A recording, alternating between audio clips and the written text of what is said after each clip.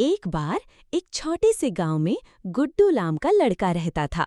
वो हर सुबह सूरज उगने से पहले अपनी गायों को चराने ले जाता। एक दिन उसकी सबसे प्यारी गाय गौरी जंगल में खो गई। पूरा गांव ढूंढने निकला। आखिरकार गांव की सबसे बूढ़ी दादी की आवाज सुनकर गौरी हंबा करती हुई झाड़ियों से निकल आई। उस दिन से सबने समझा, गांव एक परिवार है और परिवार में कोई अकेला नहीं होता। Where you can direct a voice, create realistic dialogue, and